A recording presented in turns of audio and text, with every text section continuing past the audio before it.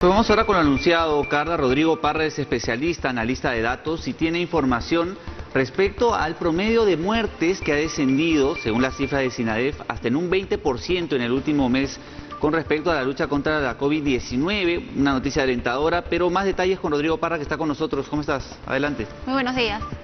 Buenos días, Carla. Thanos, gracias por la invitación. Muy bien, Rodrigo. En primer lugar, hay un descenso en esta curva de un 20%, según las cifras, aproximadamente en el promedio de muertes diarias. ¿Quiénes, según la data que manejas, están, de cierta manera, en qué sector está mejorando esta cifra, por así decirlo? ¿En algunos grupos por edades, en algunas regiones? ¿En dónde se ve una mejora según la información que manejas? Si lo vemos por edades, la mayoría, todos los grupos etarios, mejor dicho, están en descenso. Se nota o se acentúa más en los mayores de 80 años. Esto podríamos ya atribuirse a la vacunación que comenzó en Lima y donde se concentra la mayor cantidad de población adulto mayor en el Perú. Si lo vemos por regiones, también en la mayoría de regiones hay un descenso ya de más de 3 semanas, un mes, en la mayoría de estas, con ligeras excepciones como Arequipa, Tacna, San Martín, Pasco, Ica y Ayacucho, donde todavía en las últimas semanas presenta un incremento de fallecidos en un intervalo de 15 a 20%. Y en el tema de personas fallecidas también, ¿cuál es la curva? ¿Qué es lo que se tiene al respecto? ¿Alguna información y una data? Y también tú mencionabas algo importante acerca del tema de la vacunación y precisamente hay algunas regiones en las que se está agilizando este proceso. ¿Eso también se vería reflejado y más o menos en cuánto tiempo podríamos ya tener alguna data al respecto? Sí, primero con lo que mencionabas, los fallecidos que confirma el MINSA a diario.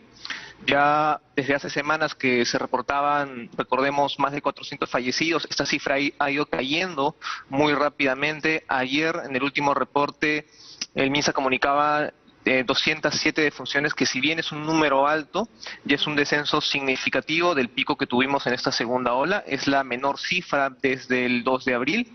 El promedio diario está descendiendo alrededor de 275 muertes. Todavía hay un largo trecho por recorrer.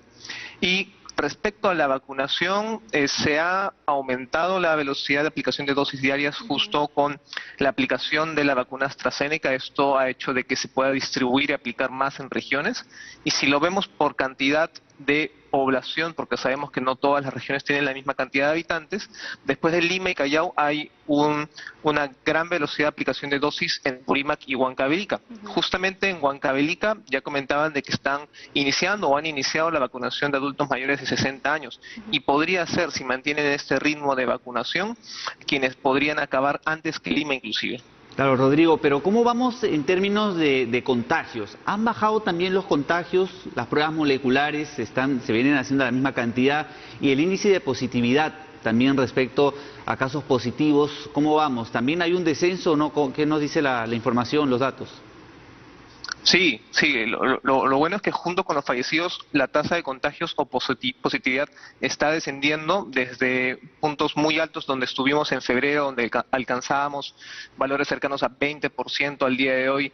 La positividad por pruebas moleculares es de 10% y en Lima incluso estamos alrededor de 7%. El punto más bajo en el que estuvimos en toda la pandemia fue de 5% en el mes de noviembre y ya son 4 semanas que mantenemos este descenso constante y esperamos se sostenga. Estamos precisamente, Rodrigo, en un proceso electoral y hemos visto que en algunas oportunidades, sobre todo en la primera vuelta, ha habido aglomeración de personas. ¿Esto se ha visto evidenciado en las cifras? Afortunadamente no ha habido un impacto en las cifras ni de contagios, ni fallecidos, ni después de Semana Santa, ni después de las elecciones de primera vuelta. Espero también que no se vea reflejado de acá a 2 semanas debido al movimiento de último sábado por el Día de la Madre, ni tampoco en la segunda vuelta. Sí, Rodrigo, comparando las cifras con países vecinos, por ejemplo Chile o Uruguay, que tienen mayor cantidad de población vacunada, más del 30% aproximadamente, ¿en cuánto tiempo en el Perú podría verse ya con mayor, o sentirse, por así decirlo, con más fuerza las consecuencias de la aplicación de la vacuna? ¿A cuánto porcentaje tendríamos que llegar, además, para ver un descenso más fuerte, quizás porque también existe la posibilidad latente de una tercera ola? Sí, tenemos que partir que la población más afectada o los que más fallecen son los adultos mayores, siempre a lo largo de la pandemia, y para lograr una disminución de la curva de fallecidos de adultos mayores, según lo que se ha visto en otros países como Chile, tendría que aplicarse la vacuna al menos primera dosis al 80% de este grupo. Según lo que indica el ministro Ugarte, el objetivo es que para términos del mandato puedan haber vacunado al menos a toda la población adulto mayor de 60 años. Entonces hablamos que de julio, si de esto se cumple, veríamos ya un impacto en el descenso muy considerable. Y a propósito también, Rodrigo, de las camas UCI que son tan requeridas en estos momentos, ¿hay disponibilidad a la fecha? La disponibilidad se mantiene alrededor de un 10% menos, hablamos que son poco más de 100 camas a nivel nacional. En Lima todavía es muy difícil encontrar una cama. Este es el último indicador que falta descender, porque las camas de hospitalización, las que no son de cuidados intensivos, sí presentan un descenso ya de casi 4 semanas, e incluso la ocupación de camas de hospitalización es menor al pico de la primera ola. Son menos de 1.400 camas ocupadas al día de hoy, de 14.000, menos de 14.000 camas ocupadas el día de hoy, de las más de 15.000 que llegamos a tener. Entonces, respondiendo a tu pregunta, todavía no se ve un descenso consistente. Claro, para hacer hincapié en este punto, en las camas UCI, las personas que están en las camas UCI son personas que vienen ya desde hace algunas semanas, o es que han seguido llegando en los últimos días, han ido pasando a las camas UCI. Esa es una buena pregunta. Justamente en las últimas semanas se ha visto una disminución de la ocupación, no hay un aumento, entonces no es que más personas estén ingresando a ocupar estas camas UCI, se está manteniendo la misma cantidad y ya la nueva ocupación se está reduciendo en ese sentido. Y también, para continuar con este mismo tema, que es necesario porque nos ven también a nivel nacional, es importante que la gente tenga esta información.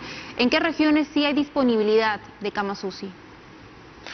En muy pocas, sinceramente, en Madre de Dios, en Loreto, en Piura, en Lambayeque, en Cusco, pero hablamos que el porcentaje de disponibilidad es de 15-20%, que esto para las regiones puede representar 10-20 camas UCI. Entonces, todavía a nivel generalizado, todavía no hay un descenso sostenido. Rodrigo, finalmente, para culminar la entrevista, considerando las cifras, los datos que manejas en otros países, sobre todo en Europa, que siempre estaba adelante con el comportamiento del virus, ¿en cuánto tiempo aproximadamente podría darse una tercera ola, según algunas proyecciones? Sí, basándonos estrictamente en lo que ha pasado en Europa, podríamos hablar de 2 meses como un promedio de tiempo para una tercera ola. Pero esto se puede acelerar debido a las nuevas variantes que estamos viendo a diario, que una de ellas es la India, que ya está presente en Argentina. Esto podría acelerar el proceso o la llegada de una tercera ola. Listo. Muchas gracias. Muy amable ha sido Rodrigo Parra, analista de datos. Importante estas precisiones para tener un panorama mucho más claro de lo que se viene sucediendo respecto a la COVID-19 y las acciones que se tienen que tomar al respecto.